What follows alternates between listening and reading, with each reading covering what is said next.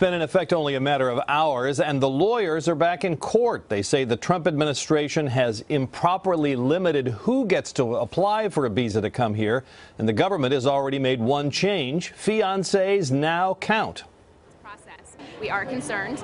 Lawyers stood by at the LA airport overnight, ready to respond to last-minute hitches in case of a recurrence of the kind of chaos that was sparked by the first executive order before it was shut down by the courts. This time around, anyone from one of the 6 Muslim countries covered by the executive order who already has a visa is being allowed to board a flight to the U.S. and to enter the country upon arrival. But for the next 90 days, anyone from one of those countries who wants to get a visa must have a close family connection to someone already here. And the Trump administration is defining that family connection narrowly: a parent or child, including in-laws, a sibling, spouse, or fiancé.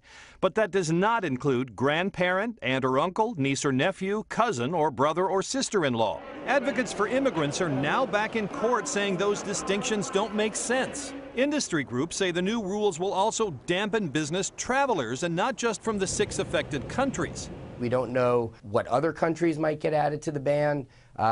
They're going to really question whether or not they want to do business in the U.S. The new rules also mean a 120-day ban on admitting new refugees unless they have a connection to family here. That rule would have blocked Mustafa al-Hassoun, who came to the U.S. 2 years ago as a refugee from Syria's violent civil war. With no family in the U.S., he says he would have had no place to go. Syrian people who want to come to the United States, those people need like a new life, new opportunities. They cannot stay in Syria anymore. The challengers who got the executive order blocked earlier this year are now asking a judge to rule that the government is being far too restrictive about the kind of family relationships that count for getting a visa. A ruling could come next week. Matt, Chanel? All right, Pete Williams in Washington. Pete, thank you. Hello, Today fans. Thanks for checking out our YouTube channel. Subscribe by clicking that button down there and click on any of the videos over here to watch the latest interviews, show highlights, and digital exclusives.